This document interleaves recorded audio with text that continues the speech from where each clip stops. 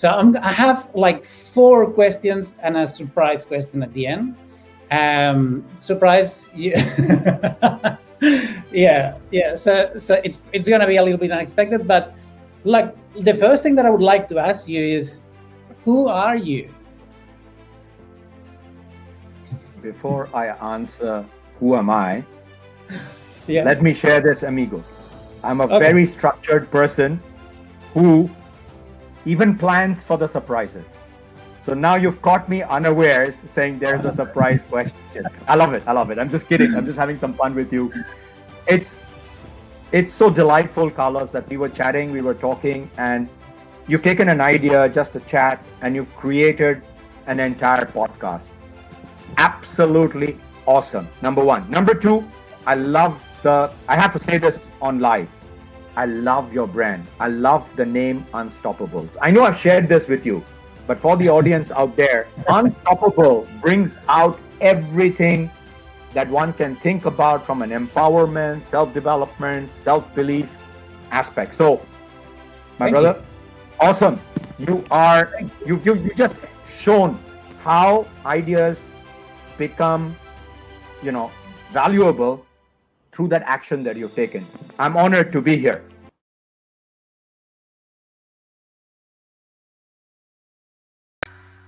All right, we are live. I hope. We're alive. All right, I gotta pinch myself. Yeah, I'm alive. Great. All right. So this is exciting. It is the first Unstoppables live series show that we do, and I'm super humbled to have Joy Abdullah with us. And before we get started, I would like to say that this is the first time on LinkedIn on the Unstoppables show. We might experience some technical difficulties. If you see that we get stuck with words, my accent goes funny, or the audio drops, or the image fades away, we're gonna blame for everything the technology. And if we are all cool with that, let's get started. Joy, I'm super happy to have you here. Amigo, How are you? I'm delighted. I'm honored, and I'm sorry I'm jumping in because I'm so excited. Thank you for making me the first episode. You have the best guinea pig in our LinkedIn family to try everything on. So go for it. Well, it was your idea to do this. You should be here. You must be here the first day. So thank you. Thanks a lot. It's been amazing to getting to know you a little bit better. And the whole point of this series is to bring like inspiring stories and people who have achieved like amazing things to the little screen, to social media, so all the people can learn and get inspired.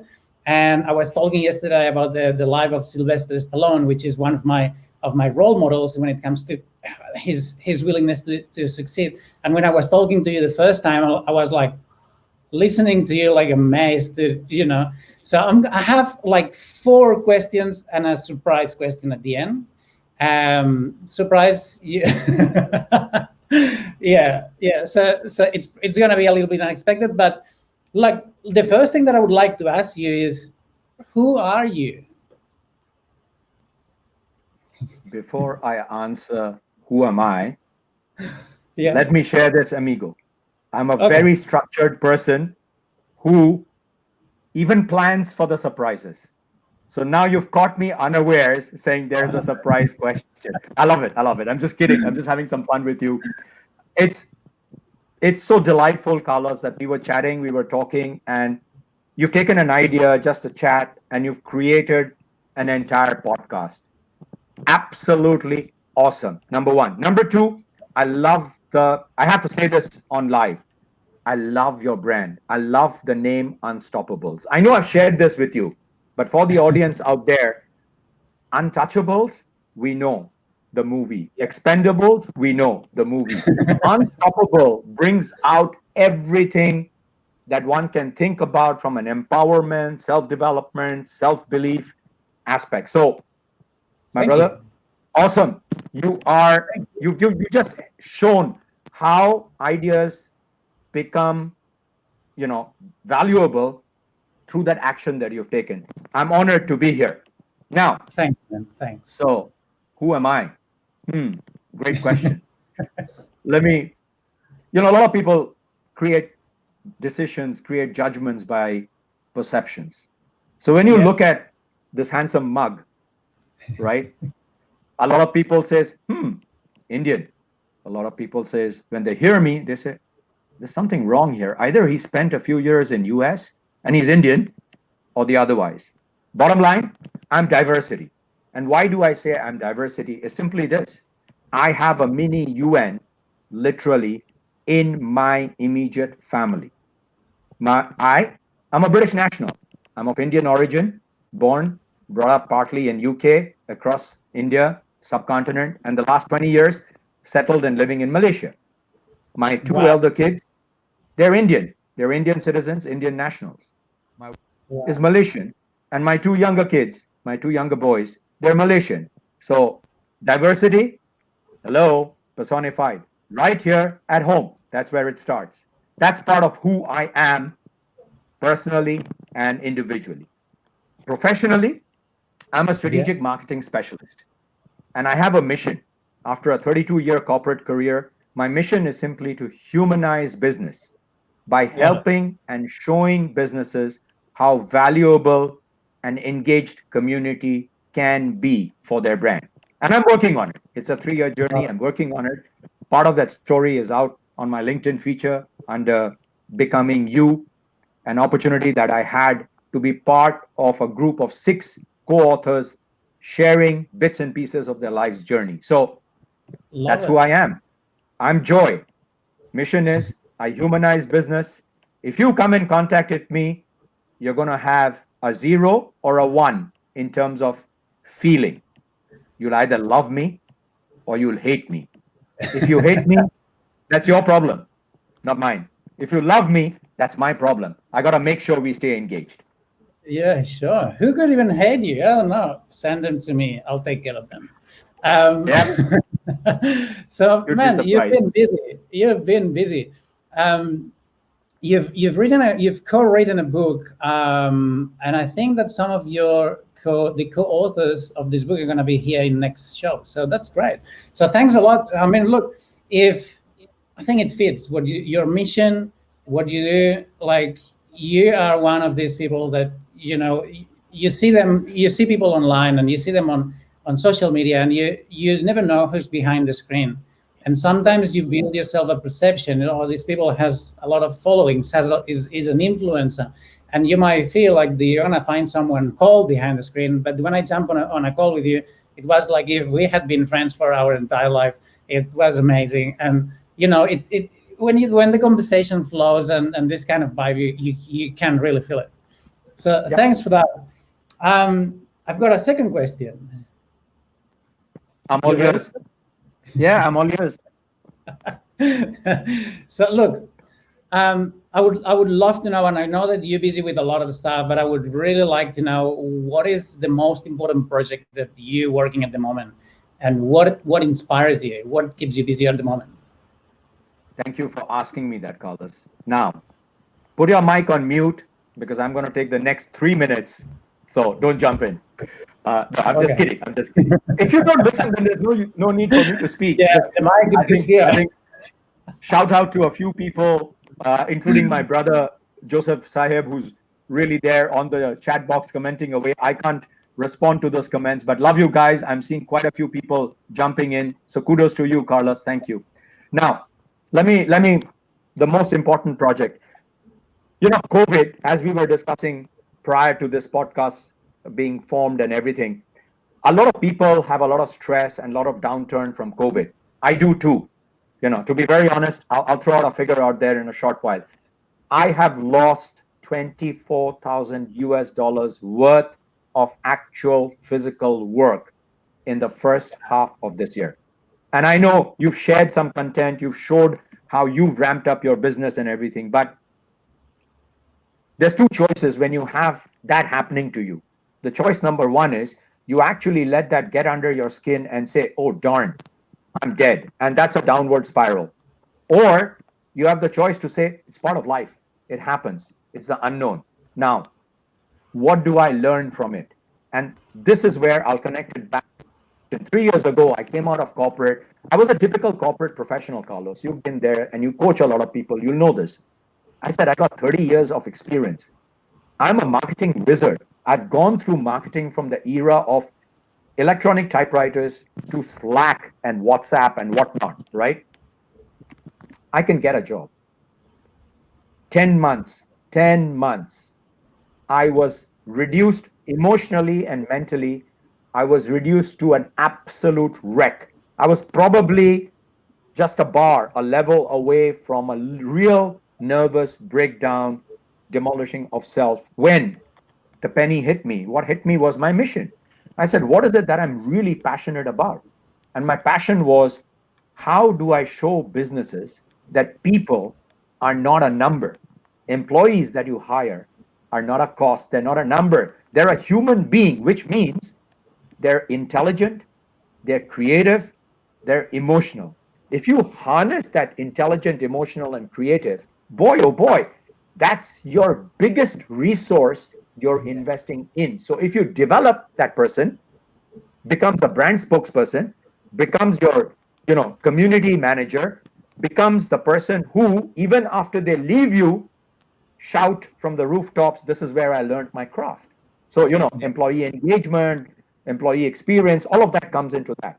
And that led me to my journey of doing strategic consulting, doing marketing consulting. And today I have 4 months ago in the COVID period, I landed with the most important project and the most, how should I say, project closest to my heart, which has a good and has a bad. And this project has to do with emotional and physical well-being at the workplace. And you see, I think we all, across other medias and our networks, we all hear this toxic workplace, bad boss, good boss, where you go in, you work for a paycheck, you're really dragging yourself. So the bottom line of all of that is love. I'm not in love with what I do. And love has another word that we throw around and bandy around called passion. But, passion and love are two different things. We put that word love when we meet our partner, our spouse, or somebody else. But, I say, amigo, I love you. I have no hesitancy in saying that because my love for you is as a brother, as a friend who vibes and understands what's happening in my thinking process. And two other brothers, friends, very diverse, one from Australia, from Sydney, one from UK, we came together.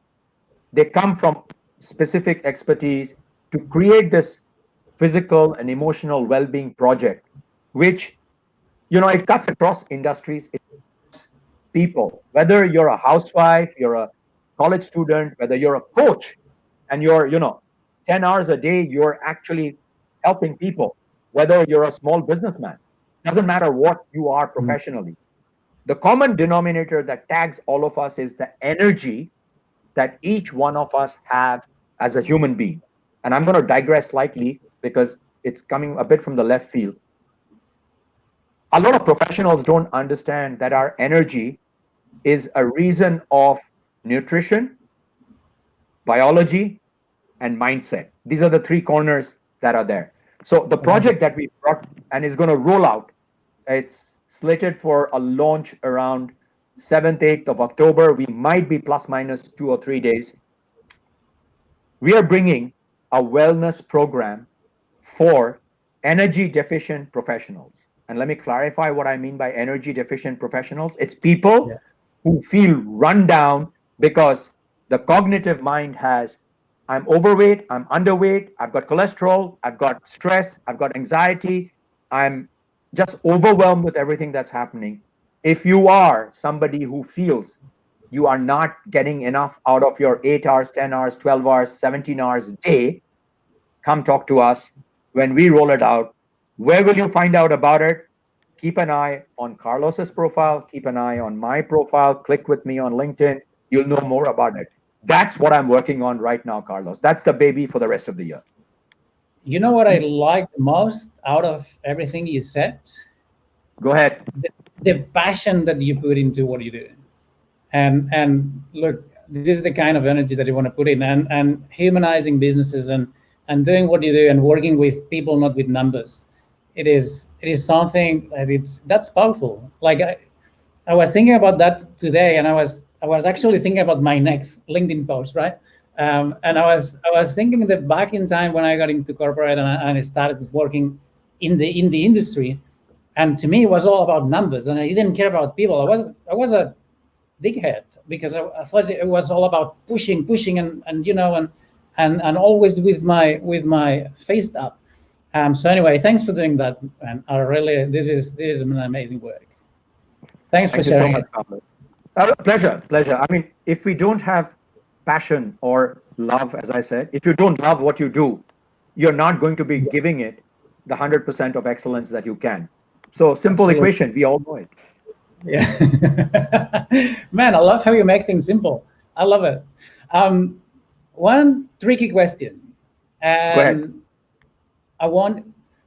What would you like to be remembered for the day that you die? You know what?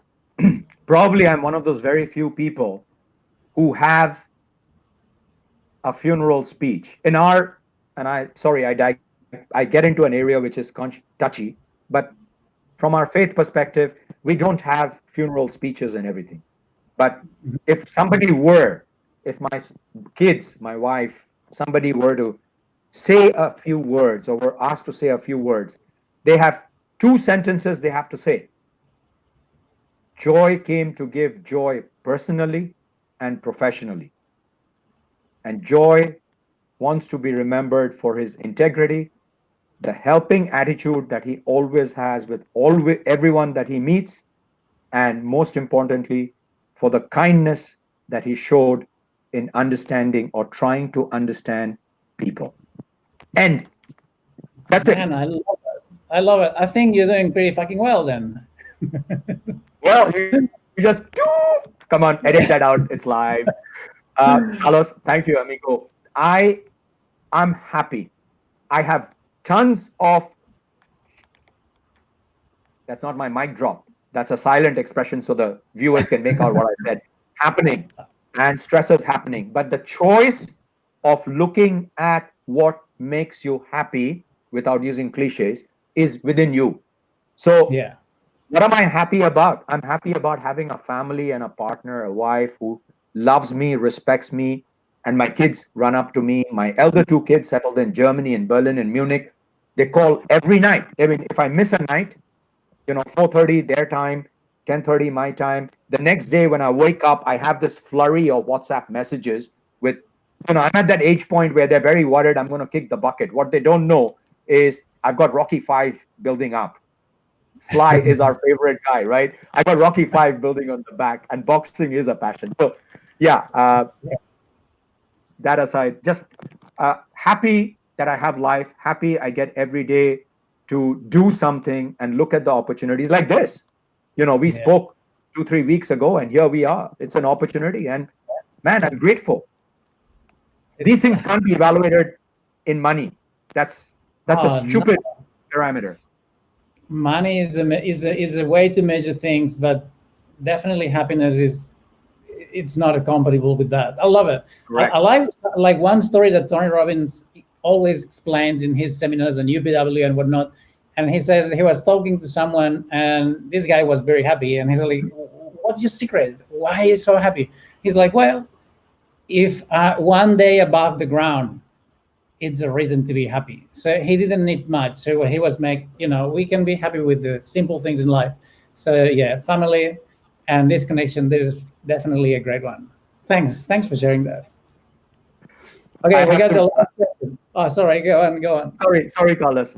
Joseph just posted a comment, and I have to ping out to him and a shout out to him. Brother Joseph, it's not going to be Joy Sly Abdullah. It's going to be Jockey 5. Joy and Rocky. It's going to be Jockey 5. And you know where we come from, Brother Yusuf. Jockey, what it stands for, what it is. So shout out to you. Thank you for that well wish. Let's hope I can bring it out. I love it. Guys, sorry, I'm missing all the comments. As I said, I'm going to blame technology for that. And it's just scrolling up. But yeah, thanks for following up. So Give me a second. So the last thing that I'd like to ask you before putting you into a difficult position with my last question is, what is what is one killer piece of advice that you can give to the Unstoppables community, to anyone watching here or anyone that's going to watch the replay? This is your golden nugget. Think about it. Mamma mia. I think about it because I think on my feet. I'm not standing, which is even better because it travels faster. Take the fourth letter of the English alphabet. What's the fourth letter of the English alphabet? D. We all know the fifth letter very well, but do you know the fourth letter? Oh, you might me think. I'm an engineer. I know about numbers, not letters. Letters. Oh, come not on. It's the fourth letter. A, B, C, D. Oh, see, I'm not an engineer. I made a mistake. It's the fifth letter. It's the fifth letter. There you go. Okay. Killer advice. Okay. The E stands for engagement or engaging. And remember, in engaging, that E stands for emotions and experience. It's not how your experience or your work goes. It's the experience you meet somebody else feel. Don't play around with that E. The more you come from an emotional perspective, the more you open yourself up, the more you are real you, and you create a joyful experience, to use a pun, you will find engagement getting stronger and stronger and stronger. And the Unstoppable community is, by the virtue of that name, unstoppable. Yeah. So become I am possible by creating that. Take that E, create your engagement so solidly through emotions and experience that you're really unstoppable. That's my killer advice. That's a great advice, and I second that. This is amazing, and I must confess that I haven't been doing that for my entire life, but I'm doing that now more than ever. And when you engage from this place that you just mentioned, it's not only fun, but the rewards, the connections, what you build around yourself is just magic. It's just magic. Thanks for that. Thanks a lot. That gave me goosebumps, actually. You're welcome. You're welcome. So, okay, you ready? Yep. Look, I would like to. I mean, it's been pretty good fun, but I would like to close the interview with something even more fun. Not fun, but funny. I would like you. What is the most embarrassing moment that you've ever experienced? And if it's something that you never shared before in public, even better. I haven't shared this in public, so first time Okay. live, and it's all for you, Carlos. But I'm gonna sell this. I'm taking 10 seconds to run this through my head, because when I share this, and my wife is in the other room right there, and I'm not sure if my voice is carrying or not, but chances are, if anything happens, you're responsible for it. I blame you. That's the best way we can say it. No. So, Okay. most embarrassing moment was about 15, nearly 15 years ago. I was going to see my wife's parents to ask for her hand in marriage. I was at that point a single father, a divorced man, and I am a bit older than my wife. So we do have about 15 years of age difference between ourselves, which explains why I have two big kids and two younger kids. But life, I love it. So here I am, all nicely dressed and everything. I drive up to my to-be in-laws place and everything, and go into the living room, and it's a pretty formal discussion, and the discussion happens. And in those days, I had a good head of hair, a very decent head of hair, really nice and brushed and combed and back brushed and everything. So as we spoke, it's all fine. Everything's going nicely. And then my mother-in-law, God bless her soul, just leans over and suddenly says, "Joy, how old are you?" And I froze. There are very few occasions in my life when I freeze, but okay. let me explain why I said that. I'm actually an introvert who loves solitude and self-company. So when I'm with a crowd, right, I take a little bit of time. I mean, now it's come down to a couple of minutes, but earlier, at that time, 15 years ago, I would take about 15, 20 minutes to sort of gauge the room and the pulse and where are the comfort people to be with kind of scene. Okay. As she asked me, how old are you? I froze because I knew my wife's age and I knew my age and I knew the age of my to-be in-laws. And I the choice of lying through my nose, which is only going to last me till Friday or, literally like a couple of days and this thing. And I have the choice to be truthful about it. And with a silent prayer in my heart, I said, God, here goes the truth. Keep me going. I really love this woman. And I gave my age. And my mother-in-laws went like this. There was no sound. She just went, mouth dropped open. And the very next moment was she turned around and looked at her daughter, my wife, and turned back and looked at her husband, my father-in-law. And there was absolute silence.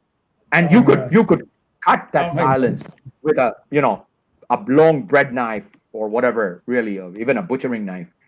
And when that finished and everything, I said, okay, thank you very much. And I was like, okay, this has gone south. Walked out. I used to smoke. I still do. Went all the way out of the house and everything, crossed the road, stood on the other side of the curb, lit up a smoke. And my wife came out and said, thank you. I love you. I'm glad that we're together. I said, what are you talking about? Your parents are just going to throw me out right now. And I'm going to get into my car and drive away before they call security because I'm closer to them in age and closer to you, I said, no, they love you. And so was it.